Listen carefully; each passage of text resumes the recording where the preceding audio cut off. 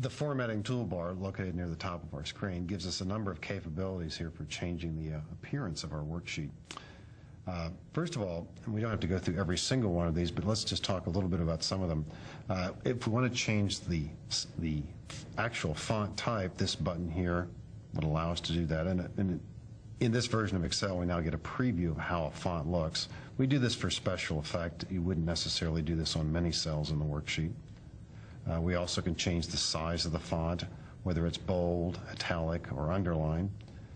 And people use this for different reasons. You might, for example, decide to say that everything in the top row here would stand out a little bit better if we were to select it and then make it bold.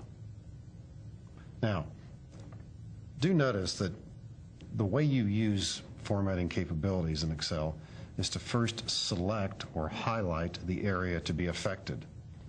And so, for example, if we were saying to ourselves, we'd like to make that information in column A bold or italic, for example, we don't go to the feature first, we indicate the area first. And the word selection is frequently used in Excel documentation. We could almost be saying highlighting because that's what it means. If we want to change these cells here, we select them first by clicking and dragging, either usually top down we say, but sometimes bottom up. We can highlight large areas by clicking and dragging, always keeping our eye on the mouse pointer so that it looks like the large three-dimensional plus. If we wanted to alter the appearance of the February numbers, for example, and the FEB, we would highlight this area. If we were choosing just the profits, we would highlight in this way. There are a number of ways to highlight many different cells, but it's always a prelude to using the formatting toolbar. So first of all, let's do focus on font as we suggested.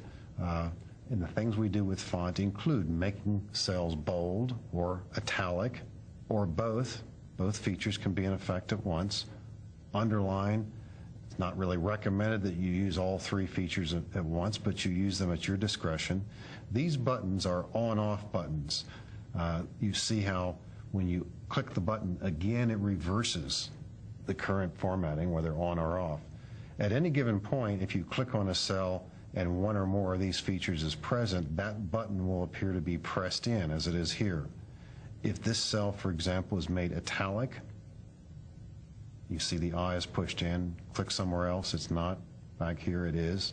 If it's bold also, we see it in effect there. It's a reasonable on-screen indicator. The danger of these particular things, not a real danger, but just let's say an artistic problem sometimes, is that you tend to overuse the features. So the idea would be you use them for emphasis. In this example, I'm not going to use bold or italic. And notice what happens when you highlight a number of cells. If the buttons aren't pushed in, it simply reflects the status of the active cell. If we want these all bold, sometimes you have to do this a couple of times to make sure they're all bold or all italic, and you can change them that way. With regard to the color of the font, along the right-hand side of the toolbar and seemingly isolated from the other font choices is the letter A here. If red is the color that you want the text to be, and if red is the color you see here, you just click on it and the cells become red. Now, the color that you see under the letter A is the color that you last used. If red is not what you want to use, the down arrow to the right of it exposes a palette, and we could use a different color. And if I choose green here, the cell content turns green, and the letter A has a green bar under it, meaning if I want to use that color again, it's readily available. For cell backgrounds, we used this previously, but not in detail. We point to the bucket if it currently has the color we want, and right now it's choosing nothing. In this example, we might click the down arrow to choose a different color. Cell background probably should be a lighter color, and certainly a different color than the cell text. So if I were to pick yellow here, the green text would show up clearly. Again, using these for special effects. I might reconsider that action. I'm going to undo this here and maybe again go back to an idea we talked about earlier. Let's make just the cells that contain values have yellow backgrounds.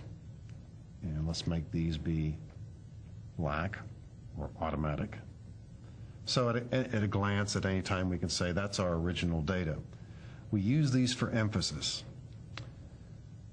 Also, in our toolbar, we have what are called alignment buttons, left, center, right. Remember, text entries, or entries that contain letters, automatically are left aligned. And if you'd rather have these centered, fine, you click on this button, or possibly right aligned. The information in column A, possibly we want those centered, possibly right aligned. Different approaches. We'll deal with column in a second because that's a factor also. If we were to use bold, by the way, it does make cell content wider, and that will point to the need for making columns wider.